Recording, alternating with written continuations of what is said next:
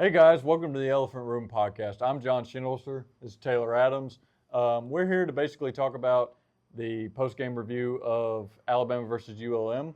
73-0, man. It was crazy, wasn't it? It was a good game. Yeah. It's a really good game, really good stuff that we're going to talk about soon. But first, we're going to kind of go by a little bit of a summary or a play-by-play necessary, sort of, and talk about what we saw. We were at the game, right? It was a really good time.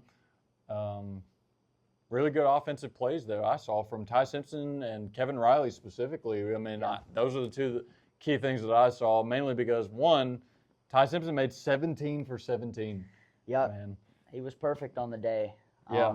I thought we had, just starting from the beginning, I thought we had really good drives on our first two drives, both on offense and defense. Mm-hmm. I thought that, we set up the pass with the run, which was something I was hoping we would see tonight. Right. I think we had a really good day. Kevin Riley just showed out tonight.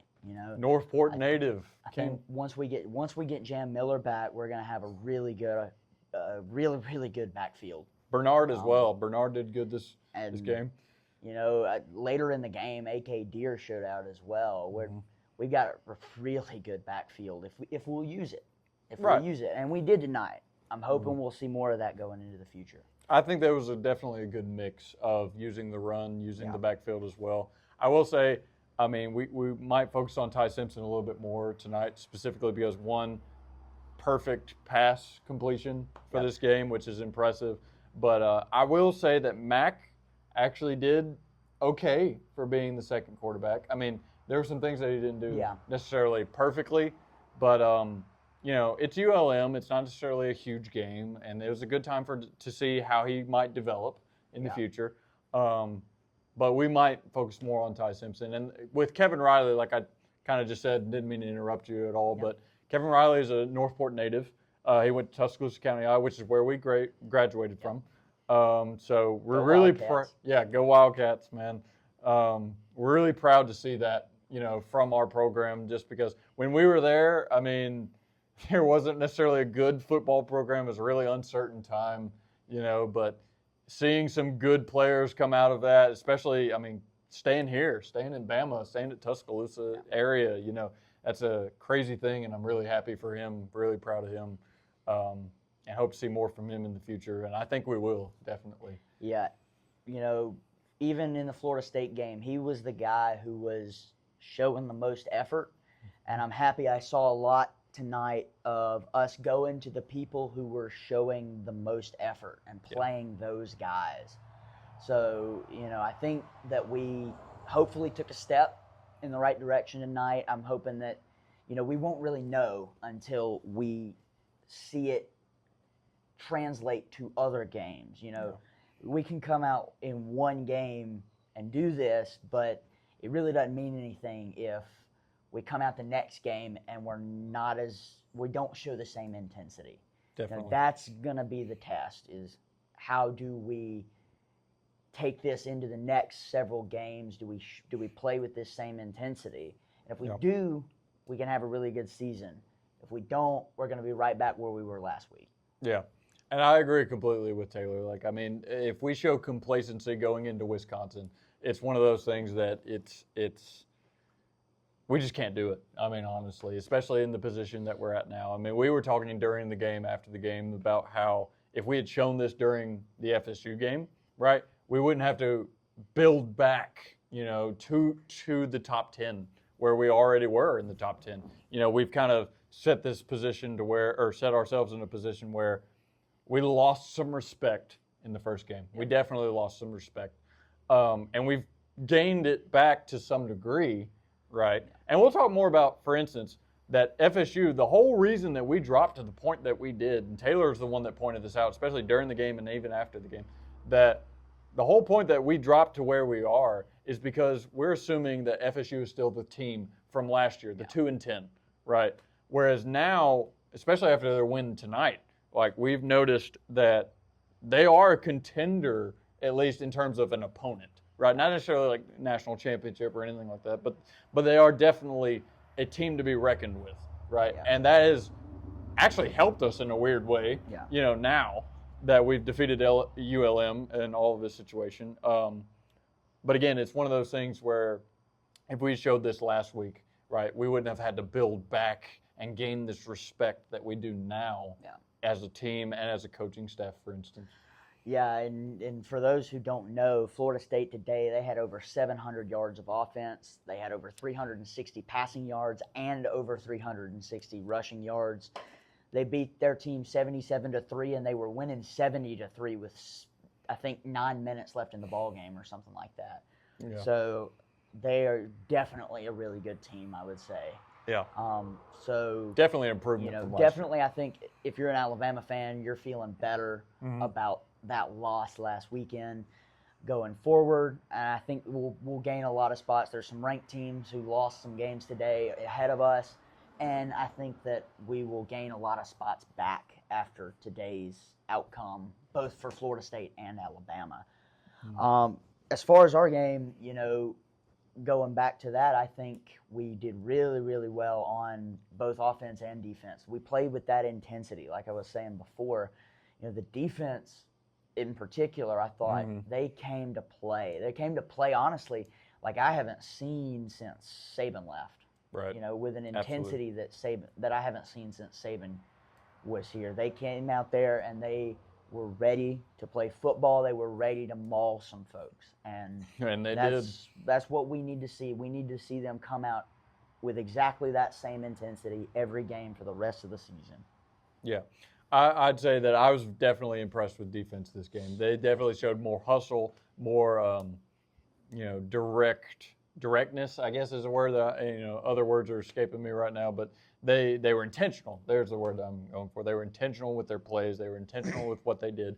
They got stops, more than I believed they could at this game, to be honest with you. I mean, I wasn't expecting this to be a hard game, but I definitely wasn't expecting them to get as many stops in the areas that they did, especially through the second quarter and through the third quarter. I mean, we faltered a little bit in the fourth quarter occasionally, especially right at the end. We kind of gave up a little bit, but it was nowhere near as much as even I expected, and that's saying that this is an easier game. But even then, based on what we saw at FSU, I was expecting, little to no effort. And I'm just happy that they actually showed out and actually had intentional, or were intentional with their plays.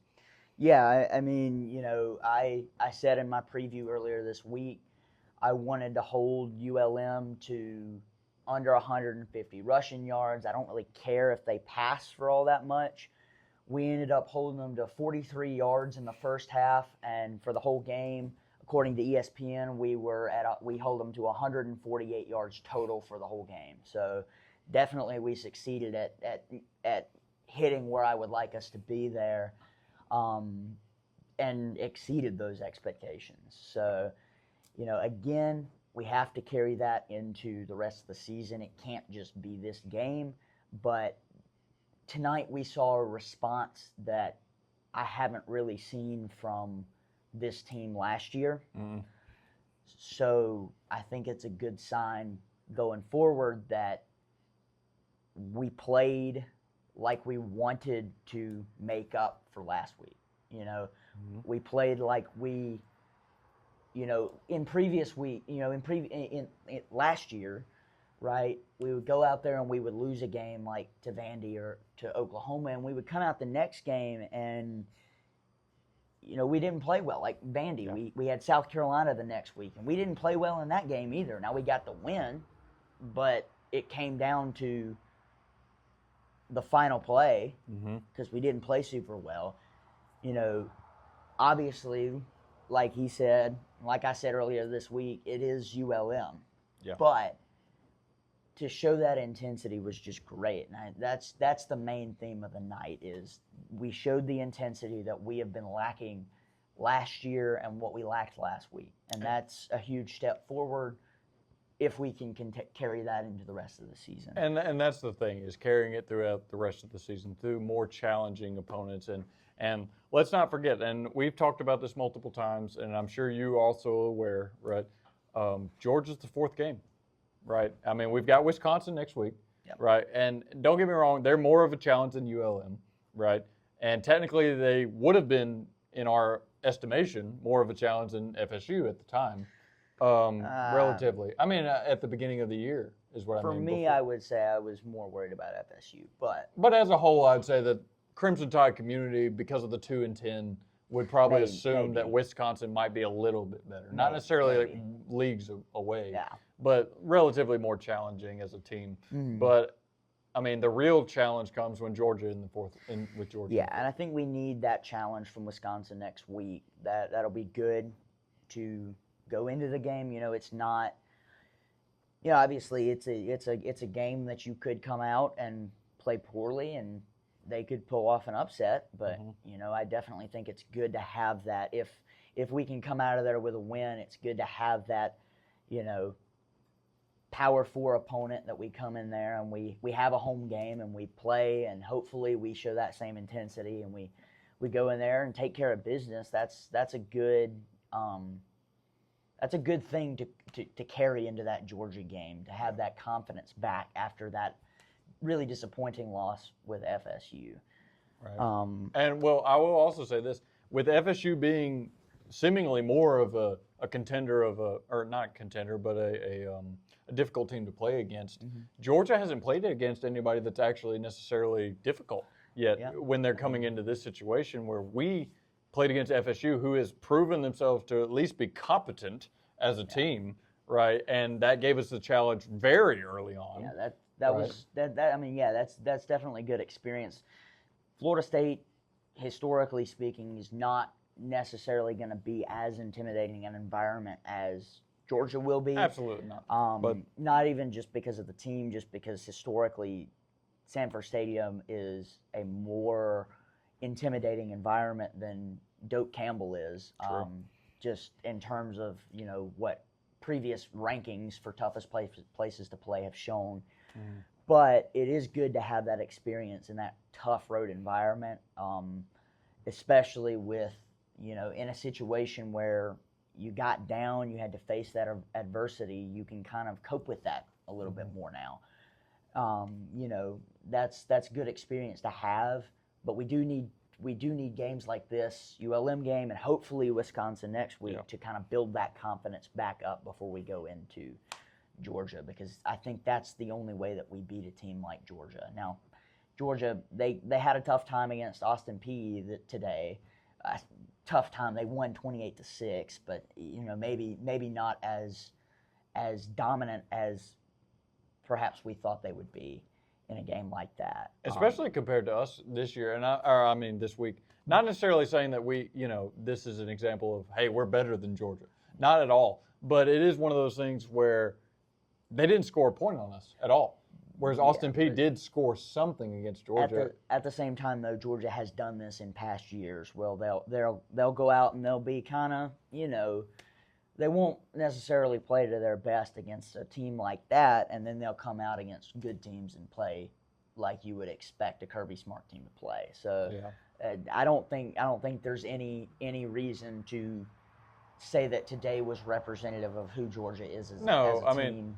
No, definitely not that. But it is one of those things where when I look at it, and I mean, we don't necessarily agree on everything, by the way. I mean, I do agree that Georgia, you should not underestimate Georgia at all by this meager seeming win, because 28-6 is not necessarily a big spread as compared to other teams that have played tonight, even not just us, you know. But it is one of those things where they played Austin Peay multiple times in the past decade at least, where they've demolished them before, I believe. And again, don't quote me on that, because, you know, I don't keep up with it as much as Taylor might, to be honest.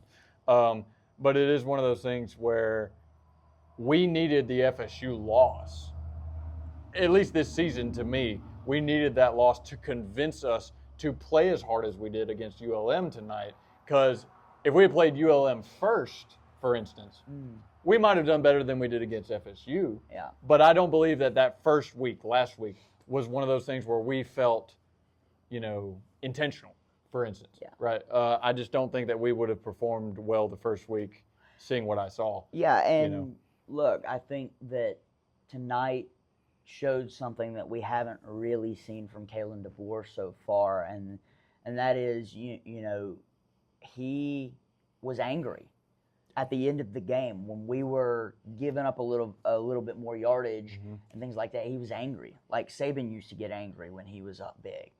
You know, when he walked out to do the handshake at the end of the game, he wasn't smiling, he wasn't laughing. In the past, he would do that when he was losing games, losing to Vandy. He's out there smiling at the end of the game. Tonight, he wins 73-0, and he's not smiling and walking off the field. That, you know, you can't necessarily say a whole lot about that, you know, because you don't know what necessarily he's thinking there. Yeah. But it seems like maybe he's starting to get it. It seems like he's starting to get what it means to coach at this level and what it takes to coach at this level. And I'm hoping that tonight is an indicator that nothing less than this is acceptable. Yeah. Every week, you know, and that doesn't mean you're going to win 73-0. It just means this level of intensity is what it takes to win at this level. And you've got to have that every single week. Every single week. And if you don't have it, you're not going to win games. It doesn't matter if you're playing Vanderbilt or Oklahoma or Texas or Georgia or Ohio State. You've got to have this level of intensity. And I think if we have this level of intensity, we can beat just about anybody in the country. And this is my opinion again. I'm not trying to say this isn't like a fully established thing from the fan base or from you, me, whatever necessarily. But for me personally, right, as an Alabama fan, I don't expect a new coach to dominate like Saban did. Even with the statistics that Kalen DeBoer had when he came into this, I didn't expect him to have a national championship with Alabama the year of his introduction to the program. But I do expect the intensity. I expect that standard that we talked about last week. I expect the higher level, and to me personally, because we grew up in the SEC, right? And we know that's changing with the NIL situation and like things like that. It's changing to where the SEC might not be the powerhouse that it might have been, 10 years ago. But at the same time, the legacy is there. The people are still there with it. You know, it's still one of those things where we have this culture that has been built around it to where we do expect these things, not because we're trying to make it a hard time on the coach, not because we're trying to, be unrealistic with our expectations, but it's more or less, man, we want you to do the best that you can because you're representing us. You're not just representing Alabama the team, Alabama the college. You're representing a fan base, a global fan base, honestly, because, and this is a random little throw-in that I'll add here. Like, Saban literally went on vacation to Italy, and there's guys that recognize him, and some of them even had Alabama stuff on, and they're living in Italy. This is a global fan base because of, how prolific we've been. So it's one of those things when you get hired here, and your coaching staff, your team, everything. I know not everybody's from the SEC. I know not everybody's from Tuscaloosa. So they don't necessarily have the same standards that we do. But I would like them to understand and meet the standard of try your best. You know what I mean? Do your best. Like, not win 12 games every single season, go to the national championship every single season. I'm not expecting that. I didn't expect that at all. But I did expect the level and the standard of play, of performance, right? Of dedication to the program. Right. That's what I want. When I see that, even when we lose, I'm proud to be an Alabama fan, right? Last week, I was not necessarily proud to be an Alabama fan.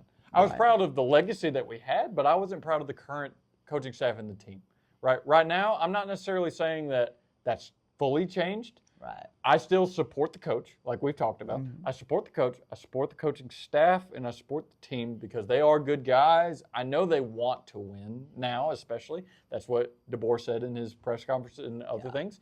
They want to win. I've seen that now. I need to see that every game, though, like Taylor said. I need to see that in every game. And when I see that in every game, I don't even care if we actually win the national championship or not. I will feel proud to be an Alabama fan again. Yeah. Yeah.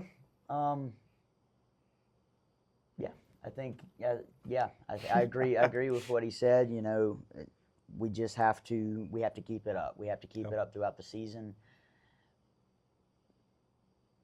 We can do, like I said before, we can play like this for one game. That's great. But it doesn't mean anything if it doesn't last the rest of the season. Absolutely. Now, look, we need to get through some of these other things that happened in this game here. Yeah, we'll move on. We talked about the defense a little bit. The defense forced, I think they forced 2 turnovers. I think they had another turnover. That I didn't see it. I didn't see one of the fumbles that happened. But, great intensity on defense, forced some turnovers. That's fantastic. Obviously, pitched the shutout. Great job there. Yeah. I didn't see a whole lot that I was disappointed with on defense throughout the whole night. I really didn't.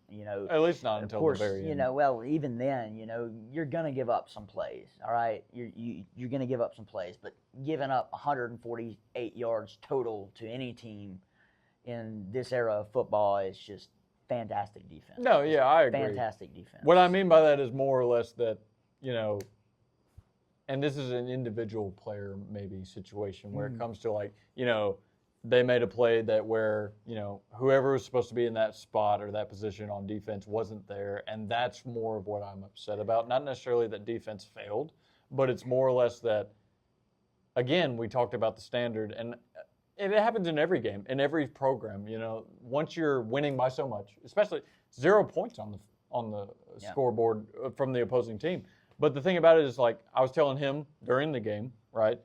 LSU last year, it was one of those things where we were actually sitting, I think, in a pizza place downtown, right? I think we were. Or maybe it wasn't me and you. Maybe it was me and some of the other guys. Yeah. But we were downtown watching the game at a pizza place near not the Quad, but the Plaza, I think it was. And I forget the name of the pizza place. But and when I saw LSU score, right, in the last few minutes or seconds of the game, I was just like, dadgummit, we could have had a full clean sweep if you had just not let them do that, And they did let them do that because they felt comfortable in the lead that they had.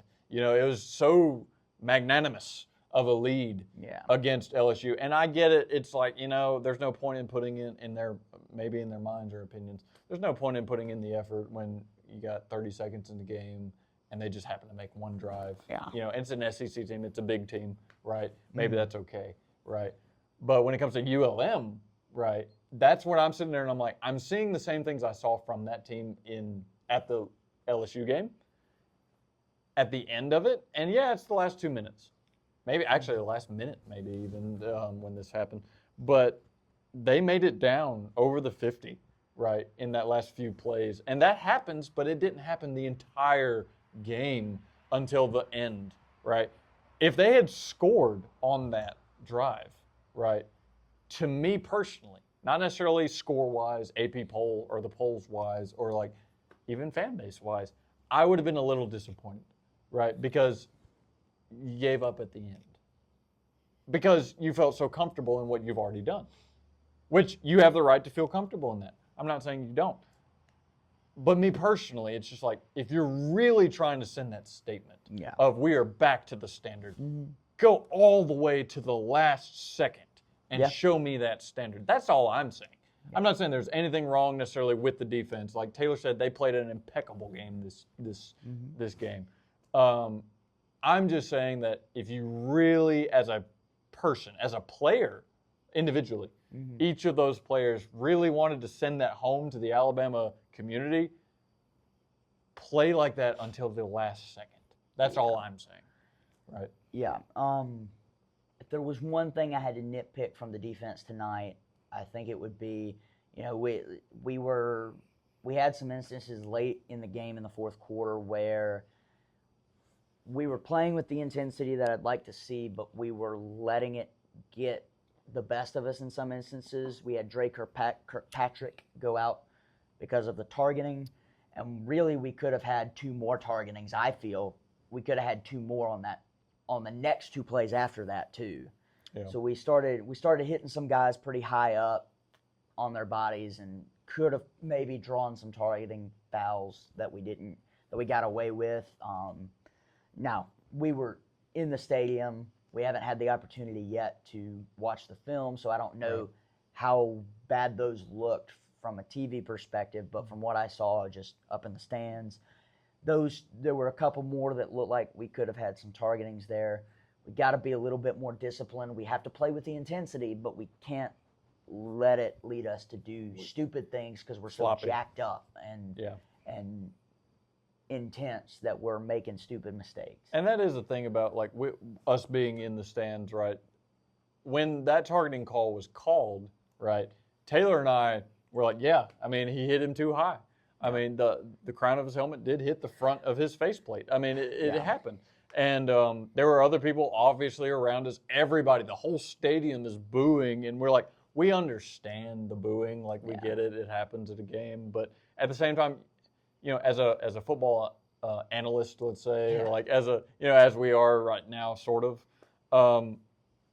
it was targeting. I mean, it really was. Like I said last week, I'm a rules guy. I know all these rules pretty well, and I mean, it was targeting. It was. If he hits him lower, it's not targeting. He didn't lead with the crown of the helmet per se. No, he made contact with the crown of the helmet, maybe a little bit. Just a little bit. But I think if he hits him lower, it's not a targeting, and it probably doesn't get called. They probably don't even review it if he hits him lower. It's just a thing of, you know, you want to make the big hit, and it would have been great if he makes the big hit, but you just can't let that take out your discipline. You know, the discipline that you've got to have. So, yeah, just a small nitpick there. Obviously, it sucks to not have Drake Kirkpatrick. That name's tough for me to say. Yeah, no. You know who he's talking about. Yeah. It's Junior. I didn't add that Junior either. Yeah. Watched his dad, now we're watching him. Which is awesome. But now, it sucks not to have him for the first half of next game, but it is what it is. Part of the game. I don't even know that he started tonight anyway. So.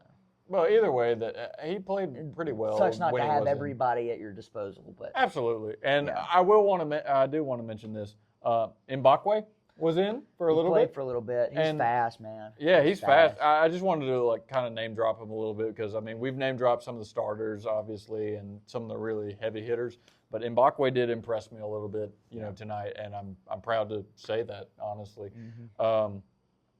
But I will say, you know, when it comes to individuals committing, you know, or getting those flags, getting those situations where it's like, the community's not happy about it. We're not happy about it at all. You know, it's not one of those things where we want to be that guy that says, actually, you know, he did get that. But it is one of those things where we want to win the game clean and fair and just utter destruction of the other team without dirty calls or dirty situations happening, right? And, you know, we want clean, good football, you know, and that's just one of those things that I don't think he intentionally did anything that he did. Because why would he? But it is one of those things where it's part of the game. We reap what we sow in this situation. He got into that situation. It happened. I don't think we need to be sitting here blaming the refs on that specific call at all, or like certain calls like that. I think the refs were actually... They were fine. They were fine. There's been worse, and there have been better. You know, there were some calls, especially some of those, some late calls. Honestly. Yeah, there were a couple of plays early in the game. I didn't notice it later in the game. There were a couple of plays early on where I thought there was some dirty stuff that ULM was doing a little bit.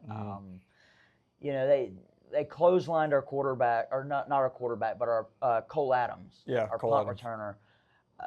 They tried to clothesline Ty Simpson, and you know it's not technically illegal or anything, but it is a dirtier play compared to it is a little bit dirtier than a different method of tackling. Yeah, you know, and you know there was one instance where our offensive lineman pancaked a guy, and then that guy pushed our offensive lineman off of him after the play was over, and then the next play after that, they hit Ty Simpson late in the end zone. Well, actually, no, a couple plays later, because between that, they hit Ty Simpson low when it was not necessary to hit him at all. He had already thrown the ball, and they hit him low. And then when he scored a rushing touchdown at the end of that drive, they hit him after he was 5 yards into the end zone.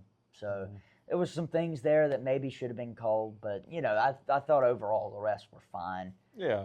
The things that they didn't call were not super huge. The push after the play was over was not a super huge push. Our guy tried to sell it a little bit. Yeah. But the hit on Ty in the end zone was not a super big hit. It was a late hit, but not calling it in a game that was already on getting out of hand. I think that's fine as long as it's not like an intentional, I'm gonna try to hurt this dude type of thing. The only thing about the refs that really got me was, they were, I don't know if they were confused or like what necessarily was kind of impacting their ability to do it on time. Let's say, like, for a number of times they mistaked how to call like the clock, for instance, right? Or timeouts, because at one point he was about to call that we had a 5-yard penalty. Yeah, that'll happen sometimes. No, I know it happens sometimes, but consistently they were like, okay, we got the clock wrong, right? That happened with the 5-yard penalty, and then there's a few passes that were ruled incomplete, and then he's just like, oh wait, actually, that was the one thing that I had an issue with, a big problem with all night was at one point we completed a pass and got like 4 or 5 yards if I remember, but they blew the play dead saying it was an incomplete pass, and then they reviewed it and said that we actually did complete it but they had blown the play dead, so we couldn't get the yardage that we actually got, which, it wasn't much yardage. It wasn't even going to be a first down, and it was a third down play, so we're still probably going to have to kick a field goal. We might have been able to go for it. It would have been a more manageable yardage to try to go for it on fourth down there, but, you just can't. The default there should be to call it a completed pass and fix it on review rather than call it incomplete, and now you've blown the play dead. But what was strange about it to me was we had actually we had already gone into field goal position. We had made the field goal, and then they called it back. I was just confused about, like, it's like either go with what your original call was, and just let the play happen. So, like, let the kick happen, right? And just, you made a mistake, deal with it, right? Yeah. It's already done. But instead, you call back a kick that has been made already. You call it back for something that is not beneficial to us, right? And call it a complete pass, and then we have less yardage than we did, I believe, right? Yeah, it just didn't make sense to me. They gave us like a yard or like half a yard or something. So, like, in that scenario, just let it play out. The absolute best case for Alabama, you give them 1 yard because you blew the play dead when you weren't supposed to. So just in that scenario, or in worst case scenario, you take away half a yard because he was half a yard behind the line of scrimmage when he caught it. Maybe you think it's a backwards pass, and you say that, okay, well, we blew the play dead, so he couldn't advance it. So, you're talking about a yard of difference here. Now, maybe the only reason I could figure is if you completed the pass, you change where the ball is spotted in terms of the hash marks. Maybe that's why you review it there. It just, I don't know. It just seems like it was minimally important to even review that. Well, it was just one of those things where, they might not have been as bad or even as confused as I might have understood it to be, but it is one of those things where I felt like they didn't know exactly what they were doing at the time they were doing it, or at least they seemed a little more uncertain than other refs have been in the past. And that's just one of those things where I'm like, okay, man, what's going on here? Like, why do you not know this? Why did you not do this already? Like, why did you not just go with it? Or like whatever, because, other refs in the past are definitely more authoritative with, this is it. This is the play that we called, or not play we called, I'm sorry. The call that we made, we're going with it. We're running with it, right? Yeah. Whereas this was more of an uncertain, like, well, we're running with it, actually, like, and I just feel like they did that a few times during the game, and I was just confused, But anyway, that was what we were going to talk about with the refs. It was just a little bit of a situation. Some of those calls, some of them were okay, some of them were a little more controversial, but anyway. Let's talk a little bit about Ty Simpson. Okay. I mean, he had obviously we mentioned the 17 for 17. That is a record for Alabama. That is in a single game, the most consecutive completed passes in Alabama school history. So, pretty big accomplishment for Ty there.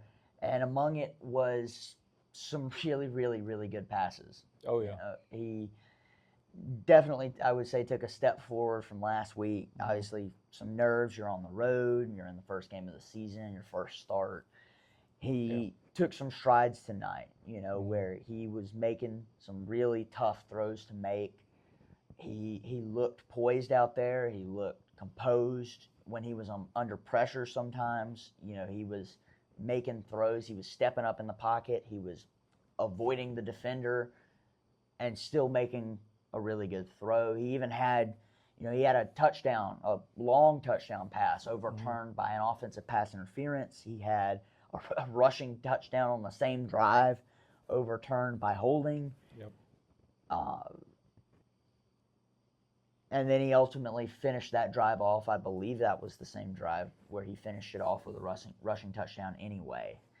So, he really showed out tonight. 17 for 17 in total, 226 yards passing, and 4 total touchdowns, 3 passing, 1 rushing. So just a really, really great stat line no matter who you're playing against. Yeah. Just a really good night for Ty. We mentioned Austin Mack a little bit. He had a good game. We were 21 for 21 on our first 21 passes before finally throwing an incomplete pass there. Just a really good night for all of our quarterbacks. I want to give a shout out to Keelan Russell. One particular play that he made that, I noticed, for a guy who's a freshman just coming in, for him to, at one point, he got under pressure. He had to step way up in the pocket. He was thinking about running the ball, but the entire time he kept his eyes downfield and was able to find Cole Adams for a touchdown. I think that indicates really good things to come for Keelan Russell, So I really hope that he will stick around and be our quarterback next year or the year after that, because he seems like he's going to be a really good quarterback. He seems like he's going to grow a lot and just be, a Bryce Young-esque type player, for us in the future, hopefully. Yeah. Quarterback play all around was fantastic tonight, I would say. I'd agree. Running back play, like we mentioned, we talked about Kevin Riley, but honestly, all of them tonight that played really good job. Richard Young looked like he was running with more intensity than he did last week against Florida State. Last week I felt like he looked pretty slow. Yeah. It felt like he wasn't really seeing the holes. Tonight he did a really good job of finding the holes. Now, Kevin Riley, I would still say probably did a little bit better. I think he should be the guy. Obviously, we're going to be getting Jam.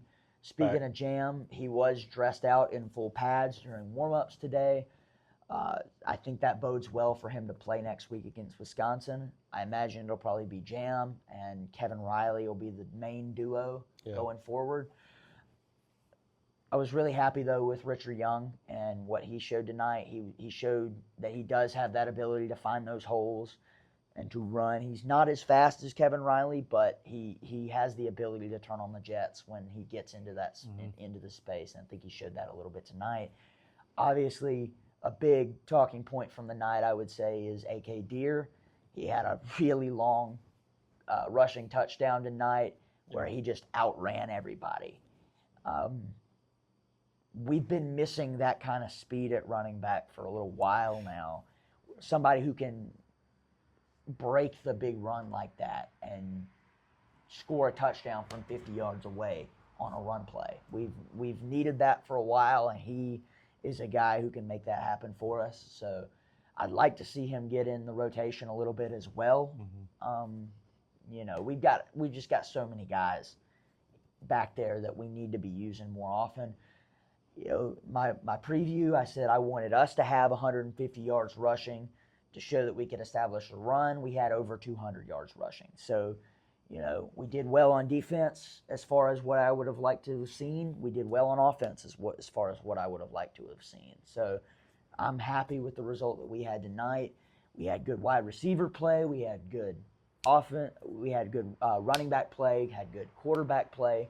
The only issue is that our offensive line still is not where we need it to be. I'd agree. I mean, they were definitely a weak point in tonight's game. I mean, we saw them crumble a lot, and that's, again, kind of a testament to Ty Simpson. I mean, I'm not trying to necessarily, you know, gas him up too much, but it is a testament to Ty Simpson, even Austin Mack in, you know, those situations where, you know, the offensive line did crumble a number of times. They did. That's, you know. Yeah, I mean, look, we ran the ball well, which, you know, you got to have a good offensive line to do that. And look, we did. We ran the ball well. The issue is that when we ran pass plays, a lot of times tonight, the pocket just collapsed on our quarterback. Yeah. Or we had an open rusher somewhere. And we just can't have that. All right? We were able to get away from the pressure tonight. We're not going to be able to get away from the pressure when it's a Power 4 opponent. We're just not going to be able to. Yeah. You know, this is ULM at the end of the day. We can't have our offensive line crumbling and leaving our quarterback out to dry, all right, or our running backs or anybody, you know. We've, like I said in my preview, we've heard for years now, oh, our offensive line's going to be fantastic. Our offensive line's going to be full of monsters. And then they come out and they're not good. Yeah. And I don't know what we got to do to figure it out, but we got to figure it out. I will say we're not there yet. I will say that, you know, from FSU to this game, I do think that Ryan Grubb will be able to actually possibly, you know, catch that in film and realize that that is the main point of contention here where we need to actually improve more than the others. Again, I kind of want to segue personally into the coaching staff just to get a little bit onto, like, you know, what we think of them compared to last week. Did they improve? Did they adapt at all? You know, I'm not necessarily trying to make this a 3-hour video, but, like, it is one of those things I think we do need to touch on it because we did talk about it a lot last week. But I do think Ryan Grubb will be able to make those adjustments if he watches the film and actually sees how it did crumble, you know. That being said, the talent on the team, I just want to address this because he talked a lot about Kevin Riley, the different Richard Young, a lot of different RBs. The talent is there. I mean, it is a very talented group all around, not just the first string. Like, we're talking all around. I've seen a lot of good talent, right, in a lot of different areas. And I'm very excited about them. He talked about growth with Austin Mack, with Russell, with Young. There's a lot of growth with all of them, right, in the program. And I hope to continually see that. It's just one of those things that while there is a lot of potential for that growth, right, I want to see the coaching staff mold them into that now. Obviously, we all want that now, but I do think going forward, again, the O-line is the biggest issue that I assume. Yeah. At least for me, the O-line was the biggest issue. D-line was great. Wide receivers, I mean, obviously, Williams is out, right? Bernard did a great job tonight.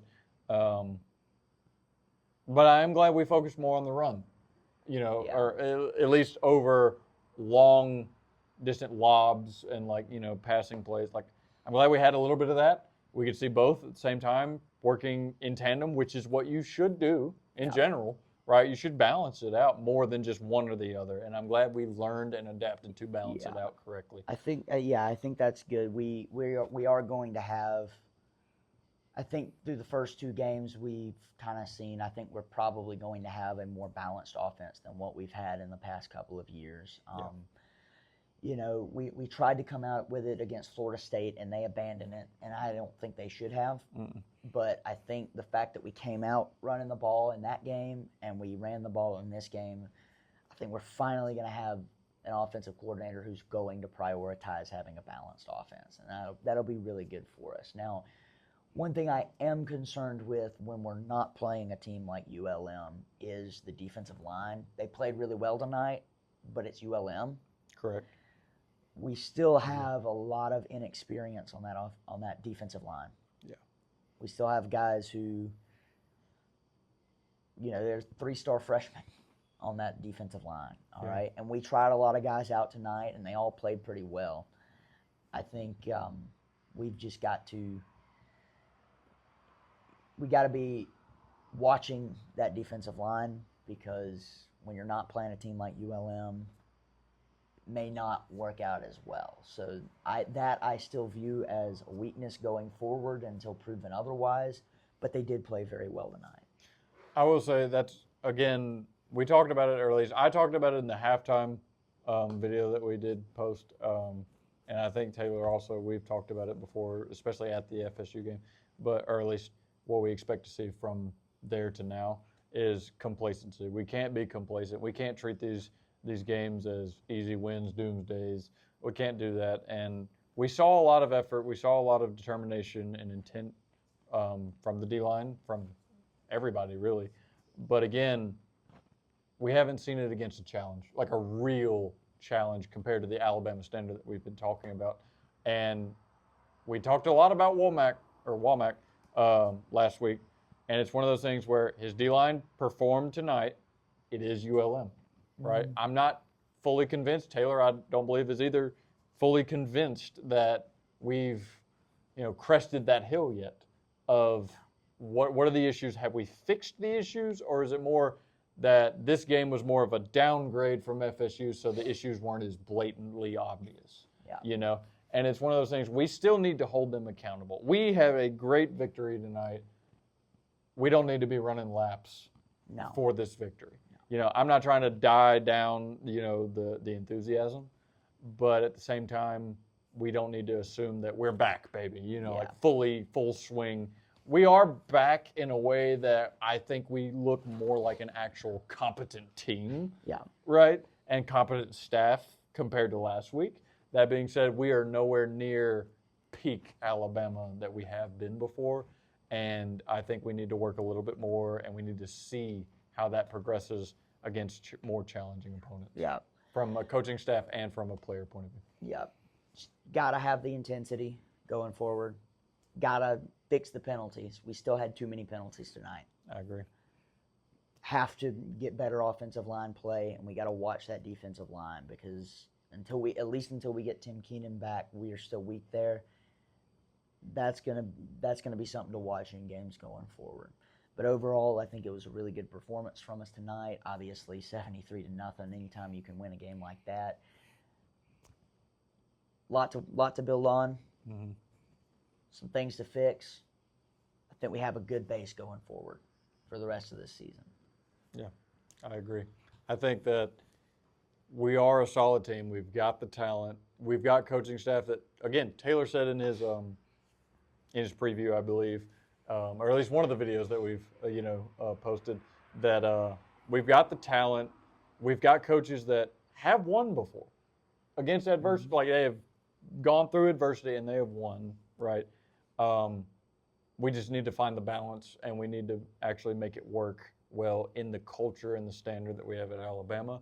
And once we do that, I believe that we'll be very, very successful. But only time will tell if we actually get to that point, especially during this season. But I do think that tonight was a really, really good bounce back from FSU. I'm very interested in next week. Wisconsin, I'm excited for it. I think that I'm more excited for it than I was excited for this game from FSU, and I hope you are too. I hope you haven't jumped ship yet or anything like that. I mean, the Crimson Tide is still the Crimson Tide. We're going to be fans forever. I mean, we're not jumping ship anytime soon. So hope that you don't either. Let's put it that way. But I think we've gotten our points across, and I think we pretty much analyzed this game Yeah. to the best of our ability. So if you have anything that you want to add, go ahead and share it in the comments. Drop it in the comments for us. We'd love to talk to you about it. Anything that you saw that we didn't see, whether that was at home or at the game. I mean, you know, we didn't see everything. I mean, we were behind one of the field goals, the one that without the net. In fact, we caught a few pictures of people right around us catching those balls that came through the field goal. Yeah. It was a fun time, you know, just like film with one hand and then dodge with the other or try to catch it with the other. But yeah, just drop anything that you got in the comments. Leave us a like, comment, subscribe. That's pretty much all that I think we've got, unless you have anything else to add. Yeah. Well, I'm John Schindler. I'm Taylor. It's Taylor Adams, and we'll see you next time against Wisconsin. Roll Tide.